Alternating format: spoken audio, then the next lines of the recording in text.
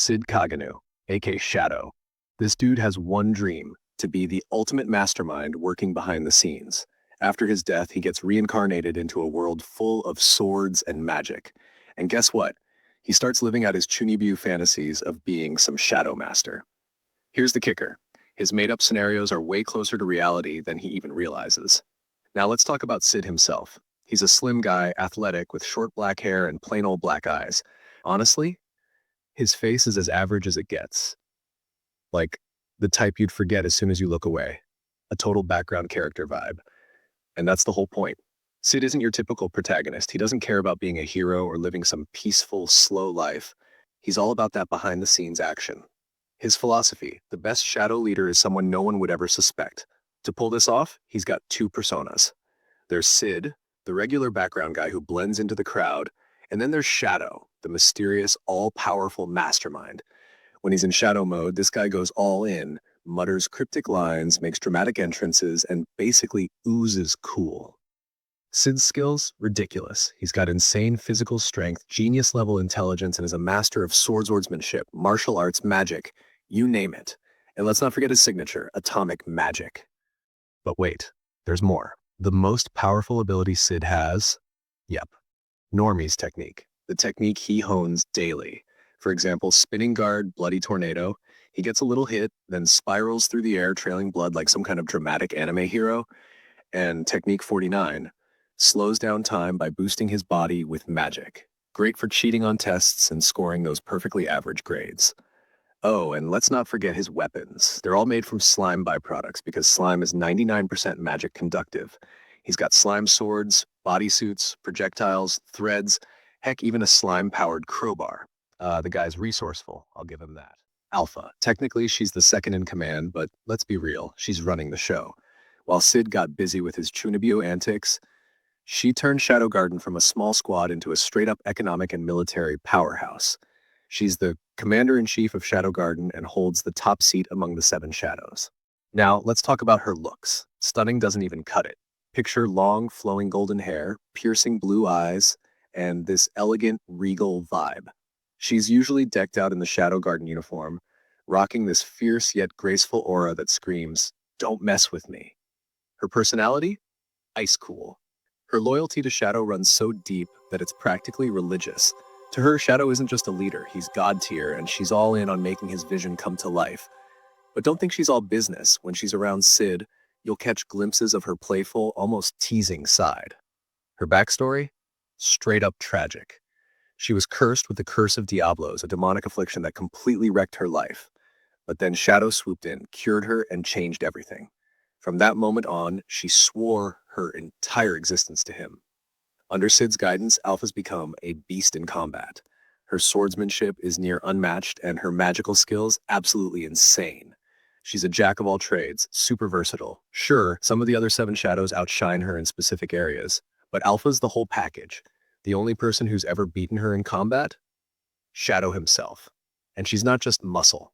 Alpha's got brains for days. She's crazy sharp with this analytical mind that makes her a genius whether she's strategizing for battle or running Shadow Garden's empire. As for gear, she's rocking that slime-based arsenal too, because, like I said, slime is 99% magic conductive. Her main weapon is a katana, which perfectly complements her deadly yet elegant fighting style. Beta. She's the team's brains when it comes to gathering intel, whether it's digging through research or straight up stealing, Beta's got it covered. She's the second seat of the Seven Shadows and one of the OG members of Shadow Garden. Now, let's talk about her looks. Beta is, in a word, gorgeous. She's got silver hair that falls to her shoulders, styled with a cute little accent braid on the left. Add her voluptuous figure to the mix, and you've got someone who knows how to turn heads. Beta's loyalty to Shadow is on another level. She's all in, no matter how dark or dangerous the path gets. If it pleases Shadow, she's game. Sacrificing herself for the mission or anything valuable to him? Not even a hesitation. But it wasn't always smooth sailing for Beta. Back when she first joined Shadow Garden, she struggled hard. She'd get physically sick and couldn't even sleep properly. Then Cid started telling her stories from Earth, stuff like Cinderella and Snow White. She fell in love with those tales, calling herself a bookworm and finding comfort in those moments. Over time, Beta pulled herself together and found her reason to fight. Her other identity is Natsume Kafka, a famous author. Her novels? Oh, they're straight up stories from Earth that she stole, borrowed from Cid's bedtime tales. The best part? She's publishing them without him even knowing. Now, combat-wise, Beta's solid across the board. She's good at fencing, archery, and has the raw strength to stop a first knight's punch. But here's the thing. She's not exactly passionate about fighting. It's more of a tool to her than anything else. Even so, her fellow members recognize her as the one who comes closest to mimicking Shadow's fighting style, earning her the nickname Beta the Steadfast. Oh, and her weapon of choice? A bow and arrows made out of slime because, of course, slime tech is the way to go. Where Beta really shines, though, is off the battlefield. She's the go-to for Shadow Garden's intelligence work. She's smart, organized, and an expert at breaking down literary information. She plays a huge role in managing and processing intel for the group, constantly out in the field, using whatever she needs, brains, brawn, or even a bit of charm, to get the job done. Gamma. If Shadow Garden were a business, spoiler, it kinda is, she'd be the COO. Gamma handles the organization's day-to-day operations and runs the administrative section like a total pro. But outside of Shadow Garden, she's got a whole other identity. Luna, the president and public face of Mitsugoshi Lilted. She's third seat of the Seven Shadows and the fourth member of Shadow Garden.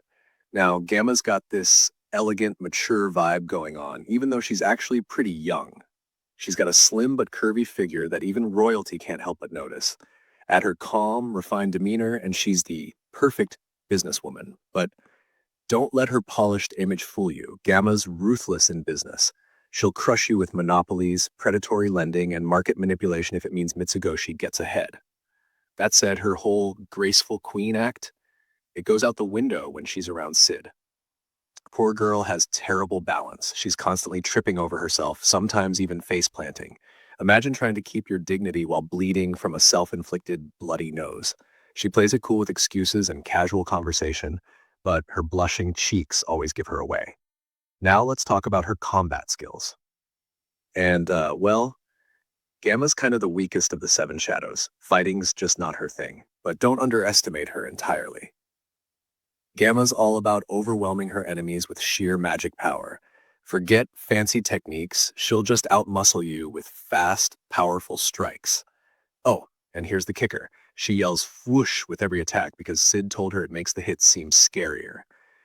Yeah, it's as ridiculous as it sounds, especially with her awkward posture. Where Gamma truly shines is behind the scenes. She's focused on the organization's financial success and political reach. If there's money or power to grab, she's already on it. She and Ida even recreated a bunch of futuristic stuff like chocolate and steam engines just from Cid's half-baked descriptions. The thing is, Cid doesn't even realize he owns the Mitsugoshi company. He thinks all the money he gets from them is just a loan. Like, the guy's literally richer than most kingdoms and has no clue. Delta, aka the Tyrant. When it comes to combat, she's their go-to wrecking ball. Need someone taken out? Delta's your girl. Military campaign? She's there. But let's be honest, her missions aren't exactly the ones that require a lot of brain power. She's the fourth seat of the Seven Shadows and the fifth initial member of Shadow Garden. Delta's a wolf therianthrope, so you know she's rocking those big fluffy canine ears and a tail to match. Her purple eyes with those cool slit pupils just scream predator. Add in her athletic yet curvy build, complete with chiseled muscles, and you've got someone who looks every bit the feral warrior she is. For Delta, hunting isn't just survival, it's her everything. She figured this out when she was 3 years old and decided her whole purpose in life was hunting. That mindset shaped her philosophy. Might makes right. If you're strong, she respects you. If you're weak, she couldn't care less. Now, she's a total musclehead.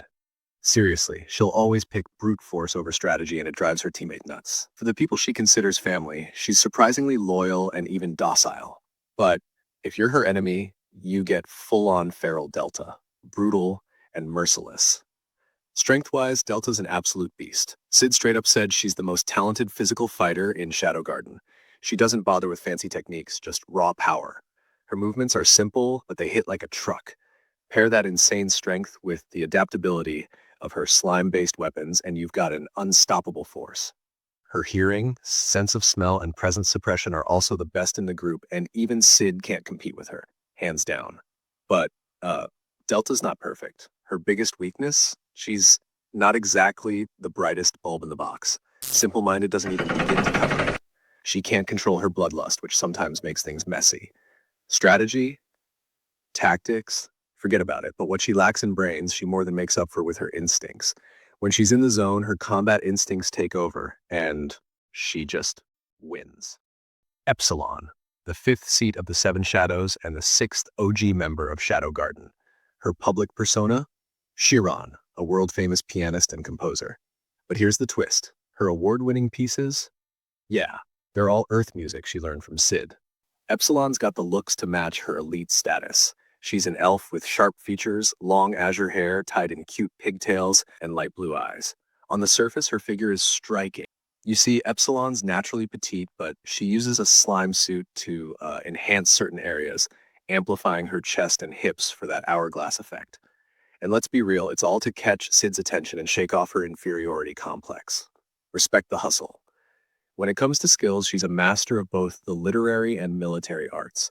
Under Cid's guidance, she became a piano prodigy and built her reputation as Chiron, showcasing Earth's greatest hits like they were her own compositions.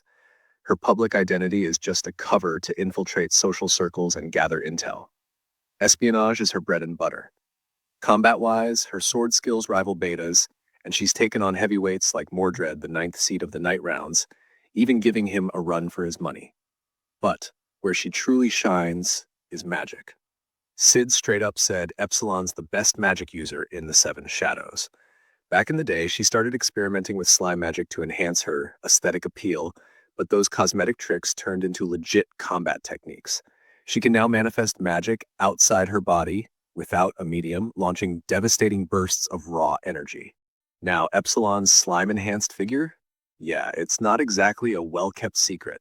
A few members of Shadow Garden, like Cid, Delta, and Omega, already know what's up. There's even this hilarious bit in the extra manga chapters where Delta starts sniffing around, literally, because Epsilon always smells like slime. Epsilon ends up bribing her with food just to keep her quiet. Zeta, the prodigy. Officially, she's in charge of exploration and espionage, but she's not exactly a team player. Zeta's got her own agenda.